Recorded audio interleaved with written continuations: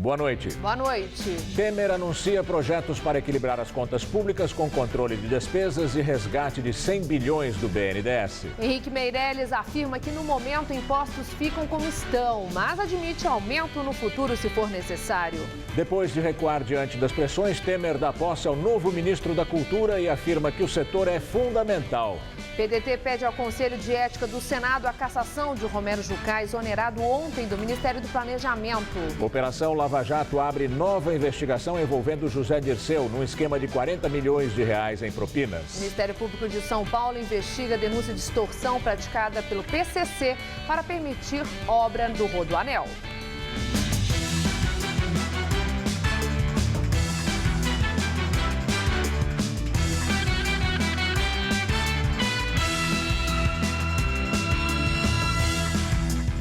A crise tem feito muitas vítimas no Brasil e, no desespero para pagar as contas, muita gente procura por empréstimo em lugares nem sempre confiáveis. E quando percebe, já é tarde. O Brasil já tem 60 milhões de brasileiros inadimplentes. Os números da Serasa representam 41% da população com mais de 18 anos. É o maior índice registrado desde 2012. Este empresário de 36 anos, que não quer ser identificado, precisava de R$10 mil. Discordando dos altos juros cobrados pelos bancos, ele recorreu à internet e descobriu um site que aparentemente parecia confiável. Só exigia a comprovação de um fiador. Ele perdeu R$1.500. Eles disponibilizaram 15, falaram que o meu cadastro aprovaria até 15 mil e paguei 10% desse valor, mediante a depósito, que é 10% que eles pedem por o serviço do fiador. Percebi que era um golpe algumas horas depois de eu ter feito o depósito de R$1.500 e eles entraram em contato novamente pedindo mais R$500. O desespero para quitar as contas ou até mesmo para mudar de vida favorece que vítimas caiam nos golpes de empréstimos. Este homem de 30 anos está com medo de ser reconhecido. Ele precisava de R$25 mil para investir. Perdeu 5 mil para os golpistas. Eu não tinha nenhuma experiência com empréstimo, então a primeira coisa que eu fiz foi buscar na internet mesmo, não me sinto conformado e sem esperanças, né? Porque pelo que eu percebi agora, depois de tudo que eu verifiquei, eu sei que é algo que eu não vou ter de volta. A sensação de vergonha por parte da vítima ao descobrir que foi enganada não é rara. Mas vale lembrar que ela está munida de informações dos estelionatários, como os dados da conta bancária, nome completo da empresa ou pessoa física e ainda o número do CPF ou CNPJ. O Procon de São Paulo explica quais os principais cuidados na hora de tomar empréstimo para que você não entre para a estatística dos endividados ou ainda dos enganados. Ele deve sempre solicitar cópia do contrato para avaliar a oferta, a contratação e deve pesquisar junto ao Banco Central se aquela empresa se ela existe, se ela tem autorização para ofertar crédito. Ela deve procurar imediatamente uma delegacia de polícia, levando todas essas informações, documentos, oferta, os dados bancários, o nome das pessoas, os contatos que foram realizados, para que possa ser aberta uma investigação policial e ser verificada a possibilidade de se encontrar essas pessoas e recuperar os valores que foram perdidos. Novas prisões foram feitas hoje na 30ª fase da Operação Lava Jato. O ex-ministro da Casa Civil, José Dirceu, e o ex-diretor de serviços da Petrobras, Renato Duque, são novamente suspeitos de receber propina. José Dirceu é suspeito de ter recebido R$2.800.000 de propina de empresas fornecedoras de tubulações para a Petrobras, a Confab Industrial e a Apollo Tubulares. Segundo a Força Tarefa, as empresas obtiveram em 5 anos contratos de R$5 bilhões com a estatal e a propina chegou a R$40 milhões. Os investigadores descobriram ainda que a construtora Credencial, apontada como empresa de fachada, pagou R$170 mil para a consultoria de José Dirceu. O ex-ministro está preso, condenado na Operação Lava Jato há mais de 23 anos. Antes, já havia sido condenado a 7 anos e 11 meses no mensalão petista. Foi o irmão de José Dirceu, Luiz Eduardo, que indicou a empresa como uma forma de receber. A ação foi batizada de Operação Vício, em referência à prática repetitiva de corrupção por executivos da Petrobras e agentes públicos. As ações aconteceram no Rio de Janeiro e em São Paulo. Eduardo Aparecido de Meira e Flávio Henrique de Oliveira Macedo foram detidos em São Paulo e levados aqui para a sede da Polícia Federal. Os dois vão ficar presos por tempo indeterminado. Segundo o Ministério Público Federal, eles mantinham uma empresa de fachada para intermediar pagamentos de propina. Eduardo Aparecido e Flávio Henrique são apontados como donos da construtora Credencial, localizada em Sumaré, no interior paulista. De acordo com a PF, os dois ofereciam propina para fechar os contratos com a Petrobras. Eles eram as pessoas que celebravam os contratos falsos. Então, nós encontramos a assinatura de ambos em diversos contratos ideologicamente falsos. Em segundo lugar, porque a maior parte do dinheiro que a Credencial recebia era revertida para as contas bancárias dos próprios sócios e imediatamente depois sacados. Outro envolvido no esquema é Renato Duque, ex-diretor de serviços da Petrobras, já condenado a mais de 50 anos de prisão. Duque teria recebido 9 milhões de dólares em propina. A força-tarefa da Lava Jato pediu leis mais severas contra a corrupção. A corrupção hoje é praticamente uma regra, infelizmente, nos negócios públicos. Por outro lado, mesmo num cenário calamitoso como esse, nós vemos uma inércia do Congresso Nacional em aprovar medidas legislativas que possam reverter esse quadro.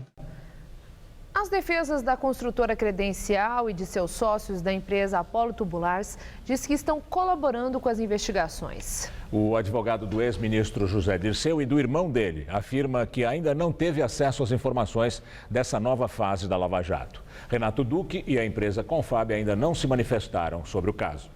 Bancada do PMDB na Câmara Municipal de São Paulo pede que o Ministério Público investigue a Prefeitura sobre suposto uso da máquina pública durante a virada cultural. O partido alega que a gestão Haddad permitiu que mensagens como Fora Temer fossem transmitidas ao público que acompanhava os shows em vários palcos pela cidade. Em resposta, Haddad afirmou que a exibição nos painéis durante as apresentações eram de controle dos artistas e que com essa medida o PMDB quer censura. O Ministério Público ainda não se manifestou. Em anúncio de medidas econômicas, o presidente interino Michel Temer fala que o governo vai voltar atrás sempre que errar e que não vai barrar as investigações. Temer se reuniu com líderes partidários e ministros no Palácio do Planalto. Desde que assumiu, ele tem sido alvo de críticas de setores da sociedade, principalmente pela extinção de alguns ministérios e pela ausência de mulheres e negros no governo. Nós não temos compromisso com equívoco. Portanto, quando houver algum equívoco governamental, nós reveremos este fato. De modo que eu vi aqui, mas o Temer está muito frágil, coitadinho, não sabe governar. Conversa. Eu fui secretário da Segurança Pública 2 vezes em São Paulo e tratava com bandidos. Então eu sei o que fazer no governo e saberei como conduzir. Agora, meus caros, quando eu perceber que houve um equívoco na fala, um equívoco na condução do governo, eu reverei essa posição. Segundo Temer, o governo é vítima de agressões psicológicas. Nós não temos que dar atenção a isso. Nós temos que cuidar do país. Aqueles que quiserem esbravejar, façam-no o quanto quiserem, mas pela via legal, pela via democrática, até com o nosso aplauso. Sem citar a Operação Lava Jato, disse que não quer barrar as investigações. Mas por mais que eu diga, eu vejo que muitas vezes sai uma outra notícia e diz, tem um esquema para fazer isso, fazer aquilo. Não queremos isso, não.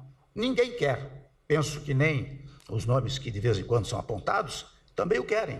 Desejam, sim, num Estado democrático de direito, ter defesa, farão a sua defesa, mas nada que o governo possa interferir. Senhor presidente interino, alegrar-nos-ia se nos brindasse, além de mesóclises, com sinais claros de que o senhor, depois de ter lidado com tanto bandido, como disse, mantém a fé na democracia. Todos sabemos que nas polícias em geral, em qualquer lugar do mundo, em qualquer regime, aninham-se os grupos mais conservadores e retrógrados. Por eles, a bandeira brasileira teria o dístico ordem, ordem e ordem. A polícia não existe para guardar informações, mas para investigar e encaminhar essas informações à justiça. Crimes apurados pela polícia, quando não vão a julgamento, servem como instrumento de chantagem. Assim, todas as escutas, grampos e descobertas, ainda mais escabrosas, sejam de quem for, só podem ter um destino: o judiciário. Quanto valeria, por exemplo, um dossiê com gravações telefônicas deste ou daquele candidato às vésperas de uma eleição, por exemplo? O governo anuncia planos de diminuir os gastos públicos, mas descarta, por enquanto, um aumento de imposto. O BNDES deve devolver 100 bilhões de reais ao Tesouro Nacional. As regras de exploração do pré-sal devem mudar e as áreas da educação e saúde podem ser afetadas. As medidas são uma tentativa do governo interino de Michel Temer de conter o avanço dos gastos públicos e retomar o crescimento da economia. O governo afirma que não pretende elevar o volume de incentivos fiscais e que vai apoiar um projeto já aprovado pelo Senado que altera regras de exploração do pré-sal.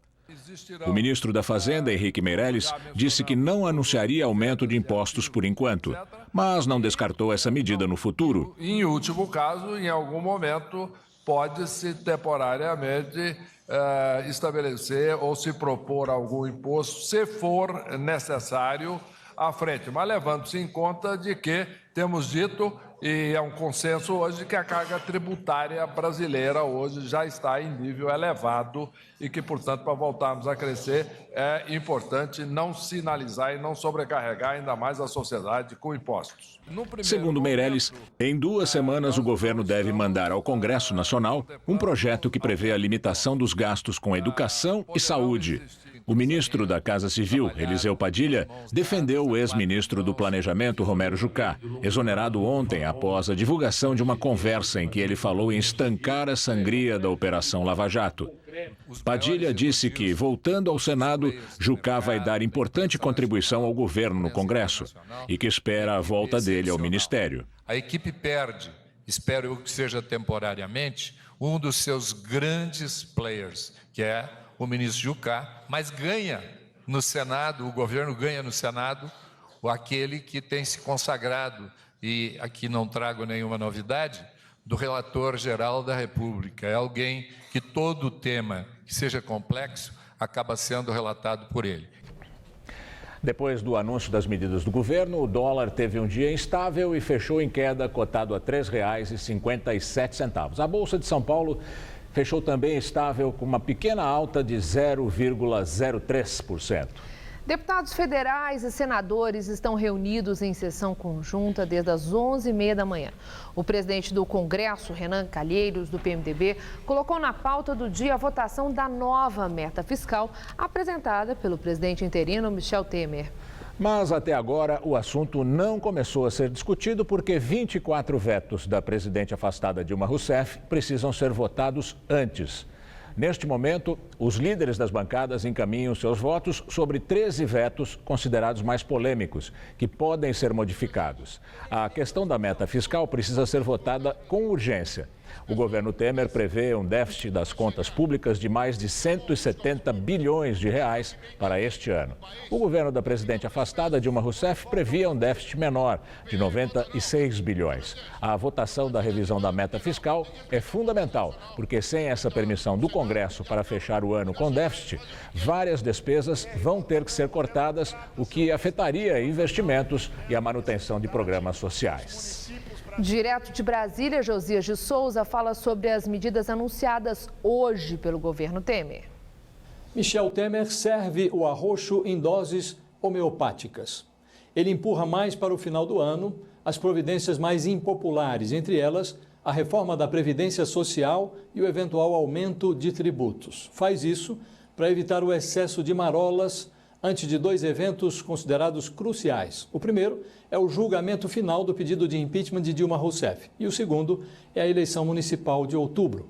Henrique Meirelles, ministro da Fazenda, adota um bordão que se ajusta às conveniências políticas do governo. Vamos devagar que eu tenho pressa, repete a exaustão o ministro da Fazenda. Meirelles explica que a pressa existe, mas não pode se transformar em atropelo.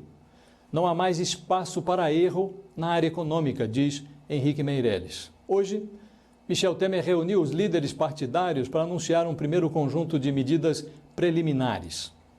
A principal delas prevê que o aumento anual das despesas do governo ficará limitado à inflação do ano anterior.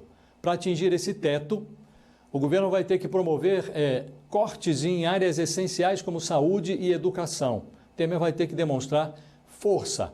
O barulho que vem por aí é muito grande. Acusado de fraco, o presidente interino bateu na mesa na reunião dos líderes de hoje e disse que já foi secretário de Segurança de São Paulo 2 vezes. Nessa época, disse ele, lidava com bandidos, portanto vai saber como conduzir o governo. Falar de bandidos em tempos de Lava Jato, numa reunião em Brasília, no governo conduzido pelo PMDB, é uma descortesia. Boa noite. Tomou posse hoje o novo ministro da Cultura, Marcelo Calero. O ministério foi recriado pelo presidente interino, Michel Temer, depois da reação negativa à decisão dele de rebaixá-lo ao status de secretaria vinculada ao Ministério da Educação. Em discurso no Palácio do Planalto, Marcelo Calero disse que pretende manter um diálogo produtivo com os diferentes segmentos da área e agradeceu Temer por ter recriado o ministério.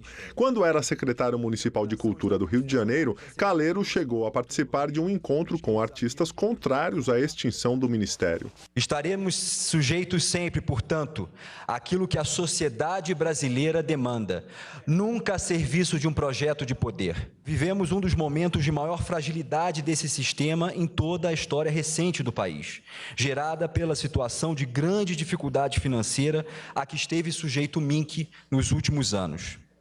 Agradeço o compromisso do presidente Temer em reverter esse quadro e devolver à cultura espaço à altura de suas elevadas funções e atribuições.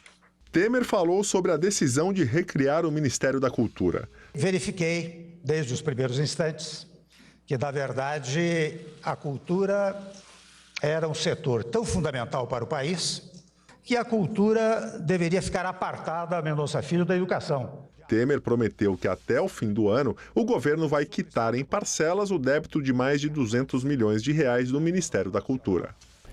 O presidente interino Michel Temer nomeou a ex-deputada federal Fátima Pelais, do PMDB do Amapá, para a Secretaria das Mulheres. A pasta vai ser subordinada ao Ministério da Justiça. O nome dela foi proposto pela bancada feminina da Câmara dos Deputados numa reunião com Temer na semana passada. Em delação premiada na Operação Lava Jato, o doleiro Leonardo Meirelles, ex-sócio de Alberto Youssef, afirmou que Caroline Collor, mulher do senador Fernando Collor, do PTC, usou dinheiro de propina para pagar viagem à Europa. De acordo com Meirelles, Caroline viajou em julho de 2013, quando teria recebido $20 mil em espécie. Segundo o jornal Folha de São Paulo, o pagamento da propina foi incluído na acusação contra o casal Collor por crimes como corrupção e lavagem de dinheiro que tramita no Supremo. A assessoria de Collor informou que o senador não conhece Meirelles e que o casal não recebeu nenhum valor dele. Aos 65 anos, o advogado Arnaldo Malheiros Filho morreu hoje em São Paulo em decorrência de complicações de um transplante de fígado. Considerado um dos mais importantes criminalistas do Brasil, Malheiros Filho teve clientes como o ex-tesoureiro do PT, Delúbio Soares, o deputado federal Paulo Maluf, do PP, e o ex-dono do Banco Santos, Edemar Cid Ferreira. Atualmente, ele defendia o pecuarista José Carlos Bunlai, amigo do ex-presidente Lula, e o empresário André Gerdau, presidente do Grupo Gerdau. São Paulo teve a madrugada mais fria do ano. A menor temperatura foi registrada pela estação meteorológica de Capela do Socorro, que marcou 7,5 graus. A média mínima na cidade foi de 9,3 graus. O jeito foi usar o velho chavão e tirar os agasalhos do armário para enfrentar uma manhã gelada. Na saída do metrô, na Avenida Paulista, dezenas de pessoas literalmente se escondendo do frio. Eu tenho um pouco de sinusite, eu protejo o rosto para não respirar direto esse ar gelado, para ver se ajuda. Antes das 8 da manhã, o termômetro registrava 12 graus. Não bastasse a baixa temperatura, os ventos e a insistente garoa cismaram em diminuir a sensação térmica, que era de 6 graus. Até a vaidade ficou de lado. Não vai ficar com o cabelo amassado? Não ligo, eu prefiro ficar quentinha do que ficar com frio, né? Quem esqueceu o guarda-chuva teve de improvisar com o jornal mesmo. Não tem outro jeito, né? A gente aproveita. Tá muito frio? Tá bastante. Botas, casacos, gorros. Toda a coleção de outono e inverno amanheceu desfilando nas ruas. Dormiu com quantas cobertas, edredom? Um edredom e 2 cobertas. E aí, foi mais difícil para acordar hoje? Foi mais difícil, bem complicado. Não há sistema respiratório que aguente. Haja frio! A temperatura média registrada aqui em São Paulo nesta madrugada foi de 9,3 graus. A média mais baixa desde agosto de 2014. O detalhe é que na época era inverno e agora ainda estamos no outono. Conclusão, já tem gente pensando no frio que ainda pode chegar. No Brás, um dos principais pontos de comércio popular de São Paulo, manequins bem agasalhados. Tudo para convencer o cliente a se aquecer. Moletom flanelado, jaquetinha jeans com manga moletom. A gente está vendendo super bem, roupa de frio agora. Dona Odete foi às compras. Eu vi que a senhora estava de olho aqui, está procurando roupa de frio? É. Para quem? Para mim. E o que a senhora está procurando? Blusa de lã, assim. Esta feira é especializada em malhas, mas até o vendedor de jaquetas de couro está otimista com a mudança no tempo. Geralmente quando vem uma massa de ar bem quente, como tem acontecido nos últimos dias, depois vem uma bem fria, bem gelada. Tanto que já está acontecendo. E a gente está no outono ainda. Isso, só vai mostrar que o inverno esse ano vai ser rigoroso. Vamos usar casaco de couro.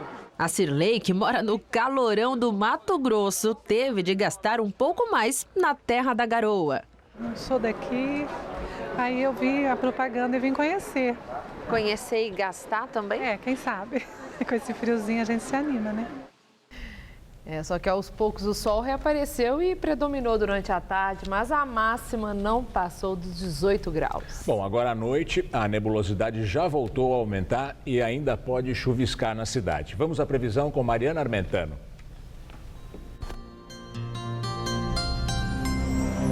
Ainda faz frio pela manhã em todo o centro-sul do país, mas as temperaturas já sobem em relação a hoje. Isso porque a massa de ar seco de origem polar já entrou em aquecimento e agora continua afastando as chuvas, mas já permite a elevação das temperaturas. Aliada a esse ar frio, temos a infiltração marítima que deixa o céu nublado com garoa em todo o Rio de Janeiro, Espírito Santo e no leste de Minas. Já no litoral leste do Nordeste, uma frente fria e instabilidades vindas do mar ainda provocam chuvas em todo o litoral, principalmente ali na Bahia. Em toda essa faixa norte do país, o ar continua carregado de umidade e chove de forma pontual, o que até refresca um pouco o calorão. A máxima não passa dos 17 graus em Curitiba, 21 em Porto Alegre, 25 graus no Rio de Janeiro e no Espírito Santo. Em Palmas, no Tocantins, faz até 37 graus e em Manaus, máxima de 35. Aqui em São Paulo, no interior, o tempo fica aberto, esquenta um pouco em relação a hoje durante a tarde e esfria à noite. Em Marília, mínima de 10 e máxima de 22 graus. Já em Votuporanga faz até 27 graus. E em Franca, temperaturas entre 12 e 21 graus. Na faixa leste, o vento úmido que vem do mar espalha muita nebulosidade, por isso teremos poucas aberturas de sol e as temperaturas continuam amenas. Em Campinas, máxima de 23 graus amanhã. Vamos ver como fica o tempo aqui na capital? Nessa próxima madrugada, mínima de 12 e máxima amanhã de 20 graus durante a tarde. Na quinta-feira, feriado, esquenta um pouco mais e o sol predomina, máxima de 23 graus. Na sexta-feira, volta a esfriar, máxima de 20 graus, com chuvas previstas ao longo do dia. As mortes durante ações das forças de segurança na Venezuela dobraram em 2015 em relação ao ano anterior. Ao todo foram 460 vítimas, o número mais alto em mais de 2 décadas. Os dados são do Programa Venezuelano de Educação e Ação em Direitos Humanos, uma das principais organizações humanitárias do país. O grupo associou esse aumento ao programa Operação de Libertação e Proteção do Povo, iniciado pelo presidente Nicolás Maduro em julho para deter a escalada da criminalidade no país. O programa envia policiais e militares para ocupar as zonas pobres onde atuam quadrilhas de criminosos. E agora vamos ao comentário de política internacional com João Batista Natali. Uma informação muito triste e chocante chegou hoje da Venezuela. Para comprar uma cesta básica de comida é preciso gastar 16 salários mínimos. Quem disse foram os economistas da Confederação dos Professores do Ensino Público. Eles também disseram que os alimentos subiram 718% em um ano. Alguém pode argumentar que parte da população compra alimentos nos armazéns de racionamento, com produtos mais baratos. Mas as prateleiras desses armazéns também estão vazias. Falta carne, falta frango, falta farinha de milho e falta pão. É por isso que a altíssima impopularidade do ditador Nicolás Maduro tende a crescer. Ele faz de tudo para impedir o referendo revogatório, que é o impeachment decidido nas urnas pelo eleitor. A Comissão Eleitoral, que é o órgão do governo que não tem a imparcialidade do Poder Judiciário aqui do Brasil, tenta anular o abaixo-assinado que os venezuelanos fizeram para exigir esse referendo. Uma dirigente da oposição disse hoje que quer diálogo com o governo para voltar à democracia e não para estabilizar a ditadura. Um outro líder da oposição, Henrique Capriles, afirmou que tem medo da repetição da revolta popular de 1989. O presidente do parlamento, onde a oposição tem 2/3 das cadeiras, disse que se o referendo for convocado, Nicolás Maduro estará deposto até novembro. Mas existe uma alternativa bem mais preocupante. Tem gente falando em Caracas em golpe de Estado. Não seria uma operação comandada por generais e coronéis. Esses oficiais têm privilégios e são ligados ao governo. Viria mais de baixo, de tenentes e capitães. Eles estão mais expostos à crise econômica e social. Uma crise com componentes até meio curiosos. A Coca-Cola fechou da Venezuela a sua fábrica por falta de açúcar. Mas quem vai querer saber de Coca-Cola quando falta até leite e falta vergonha na cara dos dirigentes bolivarianos? O clima político está péssimo e o caldeirão venezuelano tem de tudo para explodir. É assim que o mundo gira. Boa noite. Pelo menos 10 pessoas indenizadas pela DERSA, empresa de desenvolvimento rodoviário do estado de São Paulo, são suspeitas de ligação com o PCC, a organização criminosa Primeiro Comando da capital. O dinheiro teria sido desviado do programa de reassentamento dos moradores durante a construção do Rodoanel e do prolongamento da Avenida Jacupêssego. Essas indenizações custaram mais de 100 milhões de reais e beneficiaram cerca de 40 mil pessoas. A denúncia está sendo investigada pelo Ministério Público Estadual.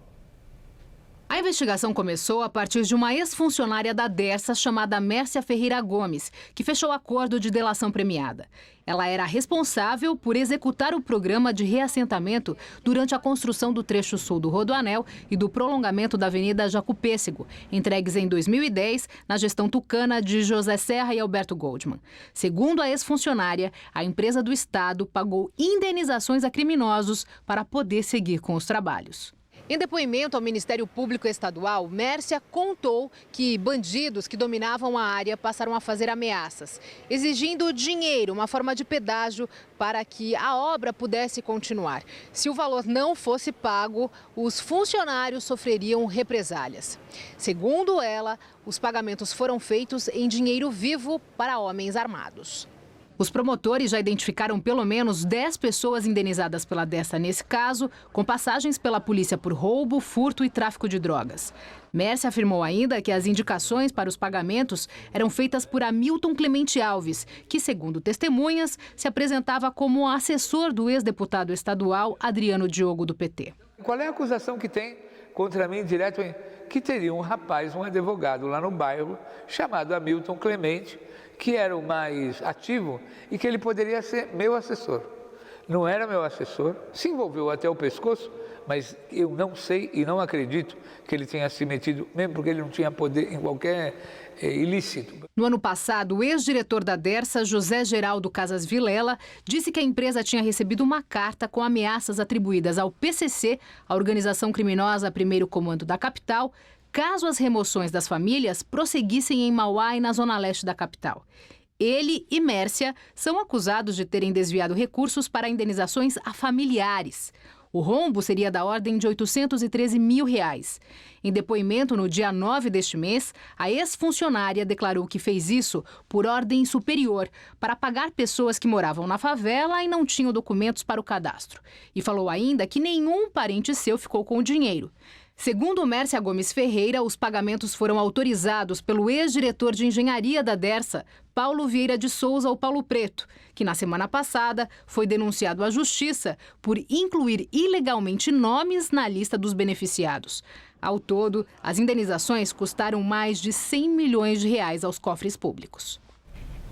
Em nota, a Dersa diz que entregou ao Ministério Público provas que embasaram a denúncia e que instalou uma auditoria interna para que os promotores identifiquem os beneficiados e os responsáveis pela fraude. Segundo a Dersa, os citados pelo Ministério Público já não trabalham mais para a empresa. A companhia informa que, desde 2011, alterou o procedimento de cadastro dos beneficiados e o pagamento das indenizações para evitar fraudes. A produção do Jornal da Gazeta procurou os envolvidos na denúncia, mas até agora não teve nenhuma resposta.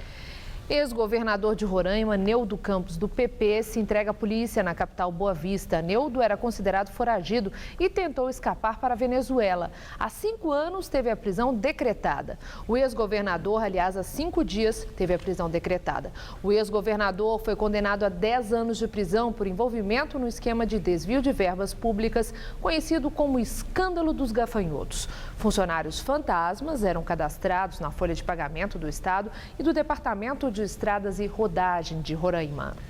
Desde fevereiro, uma medida liminar mantinha Neudo em liberdade, mas na última quinta-feira ela foi revogada. Neudo é marido da atual governadora do estado, Sueli Campos, também do PP. Romero Jucá é exonerado do cargo de ministro do Planejamento e volta ao Senado. Jucá se licenciou do cargo após virem à tona conversas dele com o ex-presidente da Transpetro, Sérgio Machado. Nos diálogos, Jucá sugere um pacto e até uma mudança de governo para estancar a sangria, representada pela Lava Jato.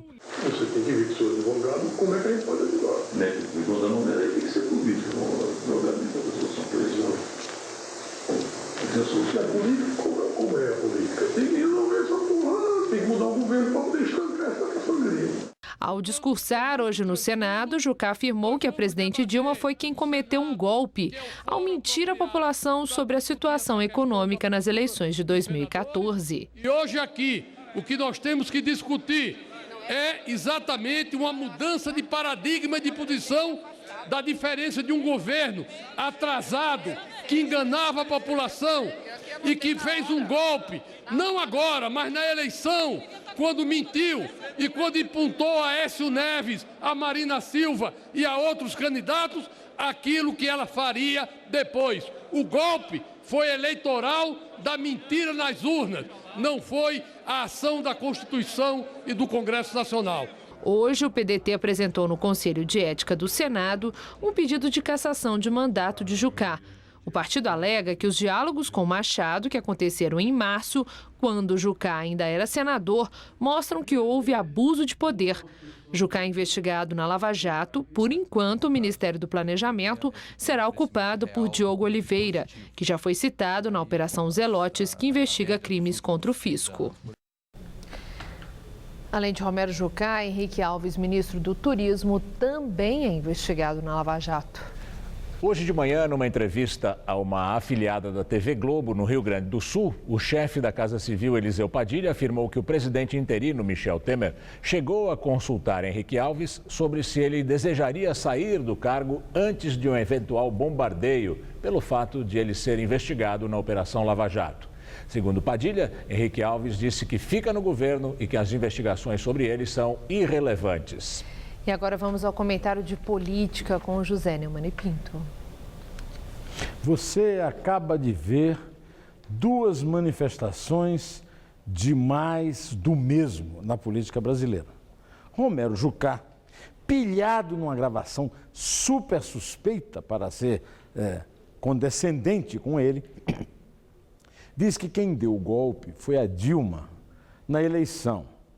Bom, o Romero Jucá votou no Aécio Neves, mas serviu ao governo como líder, ou seja, ao governo Dilma, e não se lembrou desse golpe da Dilma, que a Dilma mentia. O Henrique Alves garantiu ao Temer que tudo bem com ele, que ele está absolutamente tranquilo. Olha, é a mesma coisa que o Romero Jucá deve ter dito ao Temer.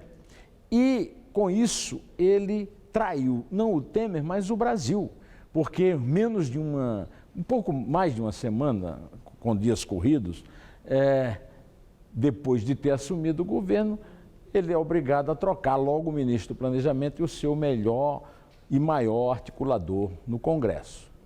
Mas o que eu quero chamar a atenção para você é como anda baixo o nível da discussão no Brasil, né? O Romero Jucá foi pilhado conversando a respeito de uma conspiração para acabar com a Lava Jato. Esse assunto já foi tratado com o Delcídio do Amaral, que era líder do governo no Senado, e a família do Nestor Cerveró, e depois do Aloísio Mercadante Oliva, ministro da Educação da Dilma, com um assessor do Delcídio, todo mundo querendo enganar a Lava Jato. Graças a Deus, para o Brasil, para a sociedade brasileira, a Lava Jato é intocável, é como o Sérgio Moro é como uma espécie de Elliot Ness, né? O federal americano que era intocável e que combateu a máfia da lei seca em Chicago nos anos 30.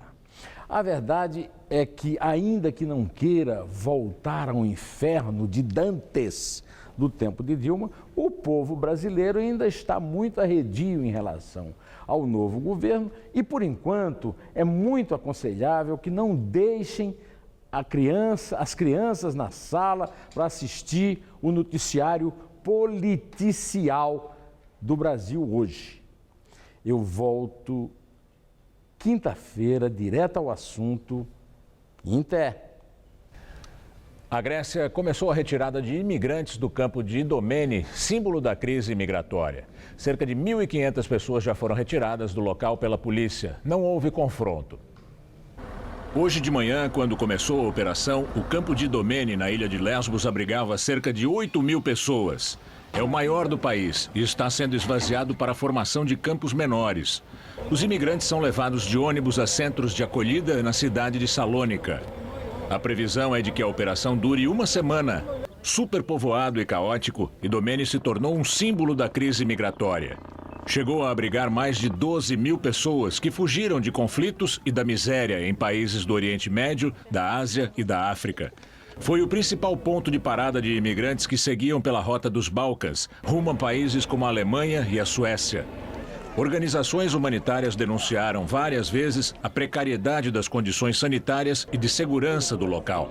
A Grécia é um país de passagem que atualmente abriga cerca de 54.000 imigrantes impedidos de seguir viagem depois do fechamento da rota dos Balcãs em março.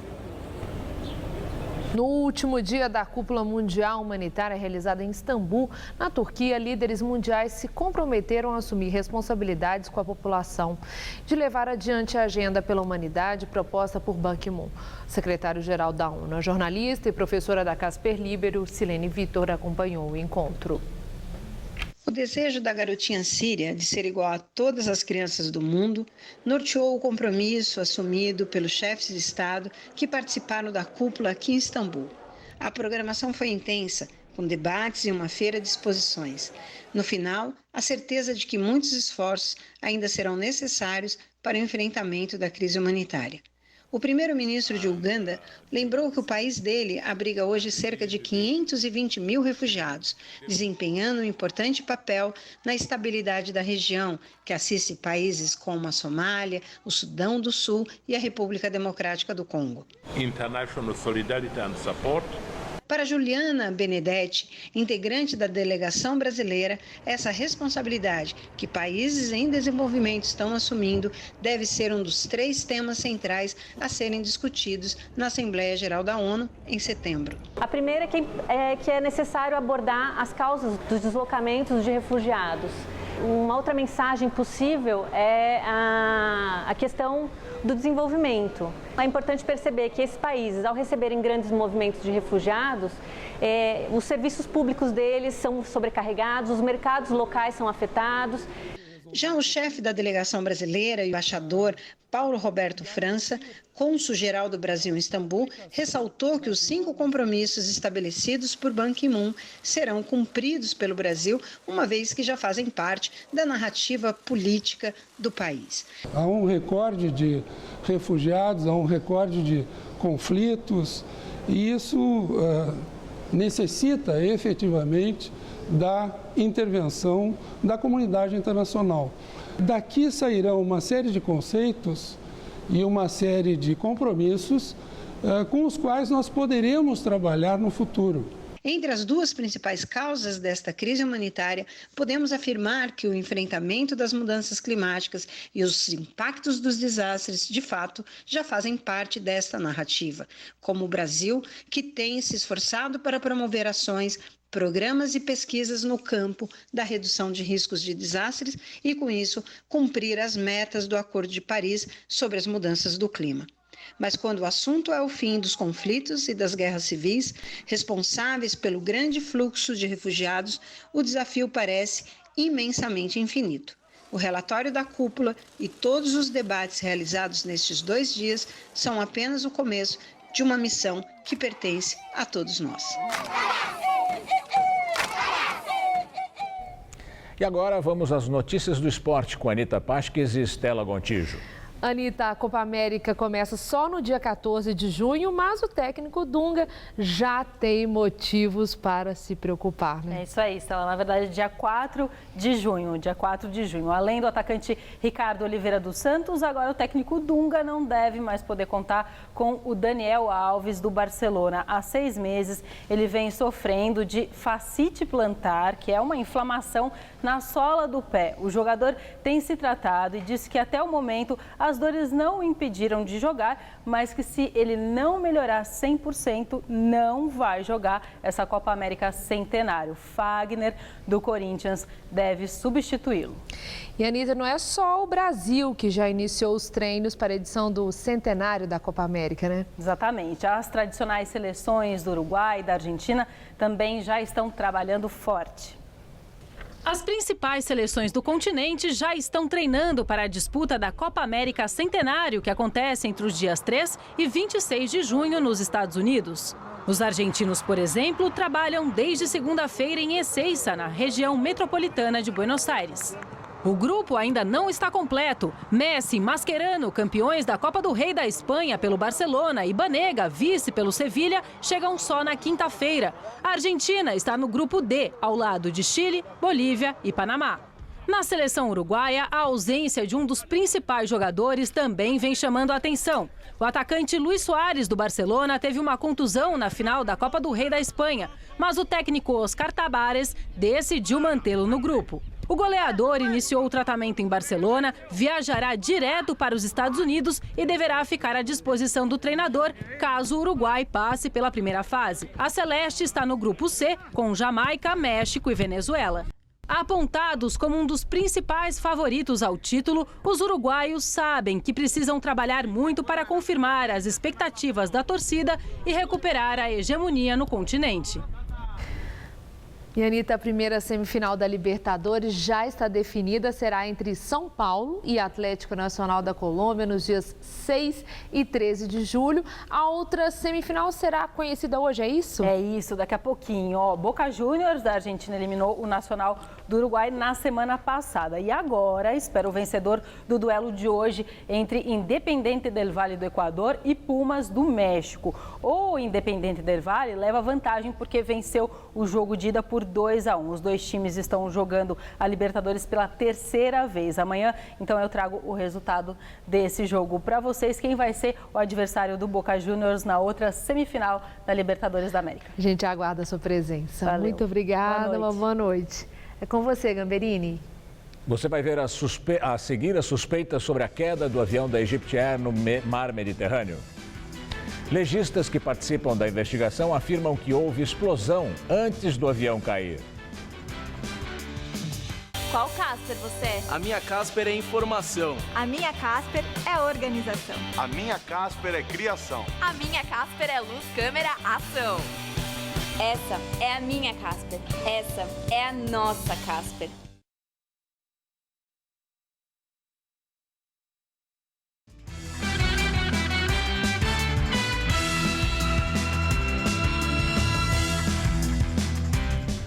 Os desdobramentos da primeira baixa no ministério do presidente interino, Michel Temer, na entrevista do dia com Maria Lídia Flandoli. Entrevista Orlando Morando, deputado estadual do PSDB, que está no 4º mandato e foi o mais votado deputado estadual no Grande ABC e o 3º mais votado em todo o estado de São Paulo. Obrigada por estar conosco. Eu quero começar com a questão nacional. Diante daquelas gravações de ontem tão constrangedoras para o governo Temer, o presidente interino agiu bem rapidamente e o Romero Jucá foi desligado. Muito bem. O que eu quero é a sua avaliação. Temer acertou se livrando da carga pesada de Romero Jucá, que já era envolvido em denúncias tão graves da própria Lava Jato? Boa noite, Maria Lídia. Boa noite a todos vocês. Mais uma vez, muito obrigado pela oportunidade. Errar é sempre humano e possível de corrigir. E o presidente Michel Temer corrigiu em tempo. Agora, que isso sirva de exemplo, e na minha opinião, primeiro a gente defende para que este governo dê certo em prol do Brasil, para que possamos retomar os empregos perdidos.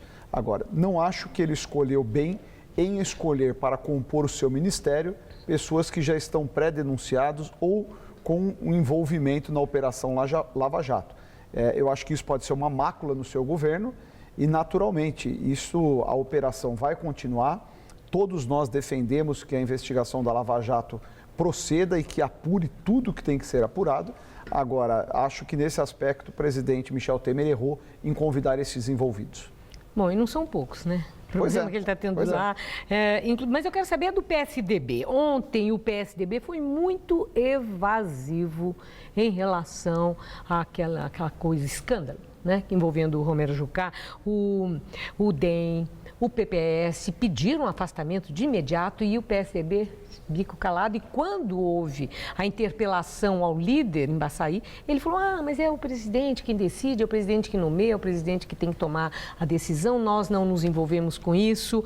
Bom, a minha indagação, com tudo aquilo da gravação, com aquela conversa horrorosa que nós ouvimos, que envolvia as denúncias de Lava Jato e a menção de Aécio Neves, no seu entender, o PSDB está mais retraído por receio, por temor, com aquela frase, todo mundo na bandeja para ser comido?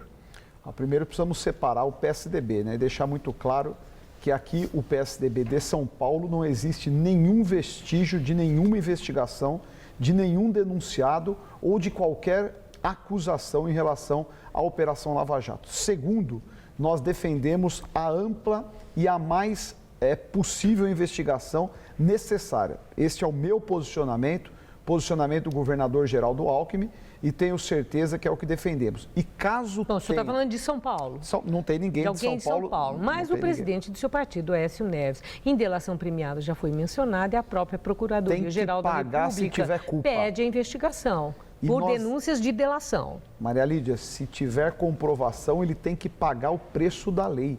Ninguém está acima da lei. Eu disse isso quando o presidente Lula foi feita uma condução coercitiva dele, da minha cidade de São Bernardo, à Polícia Federal, e eu não serei incoerente. Se o nosso presidente Aécio Neves, senador, tiver alguma responsabilidade e tiver envolvimento, tem que pagar pela justiça.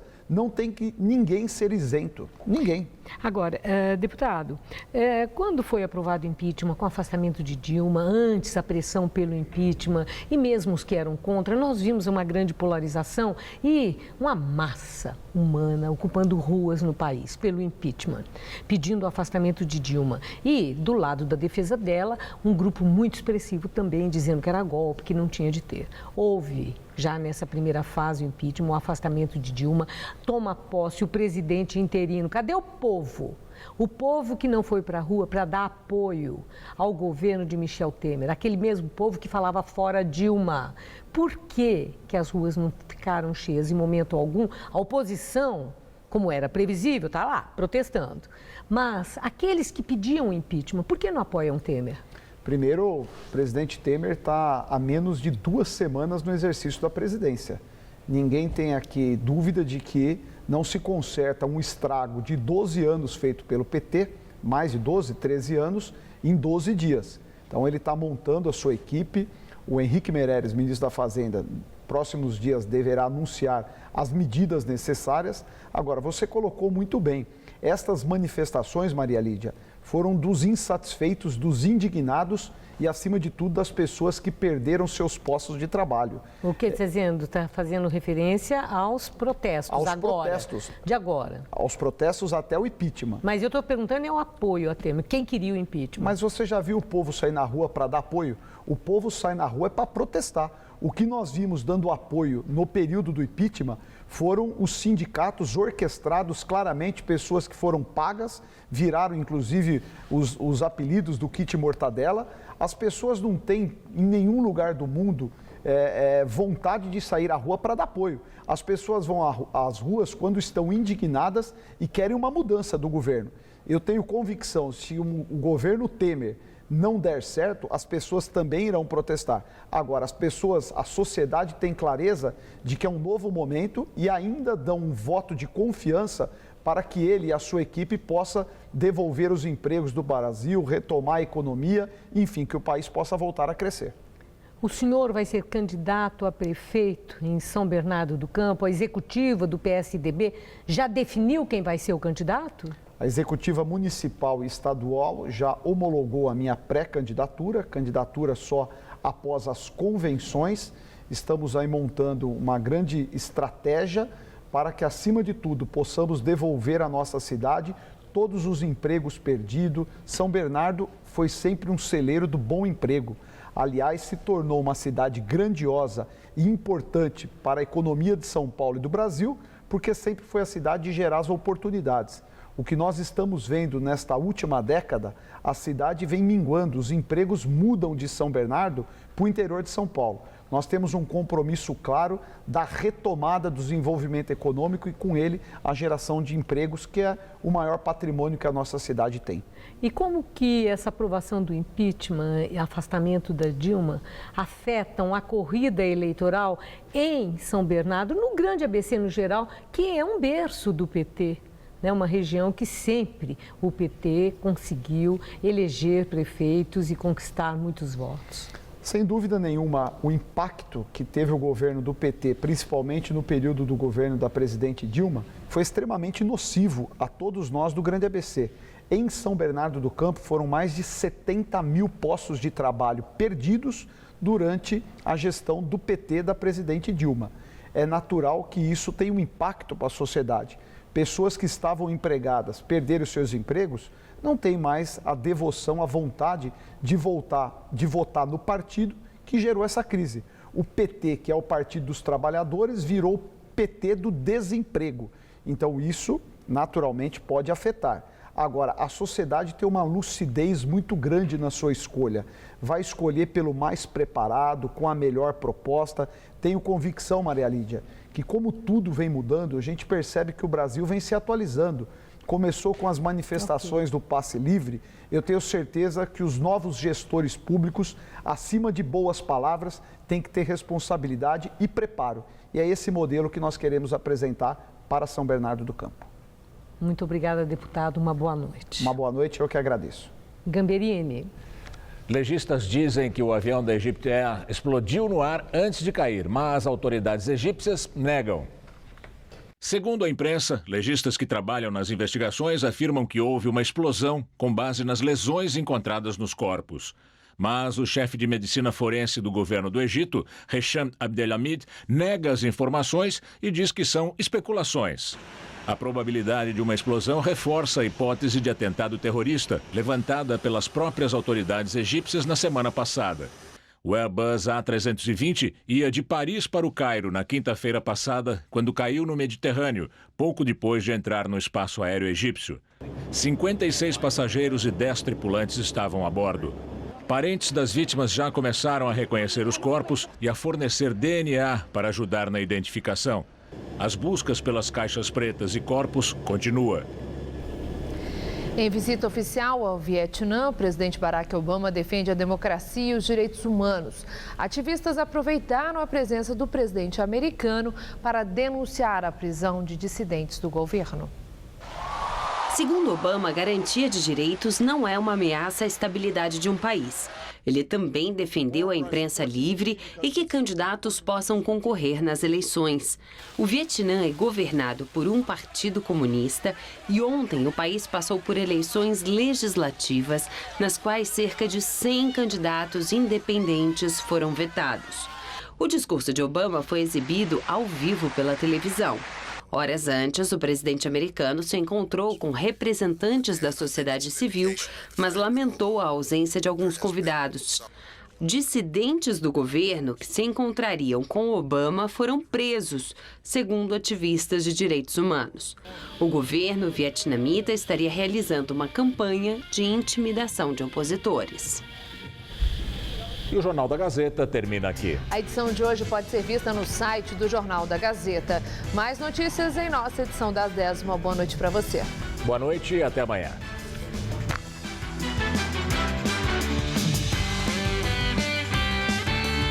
Hoje, 10h30 da noite, o escritor e jornalista Rui Castro é capturado em A Máquina.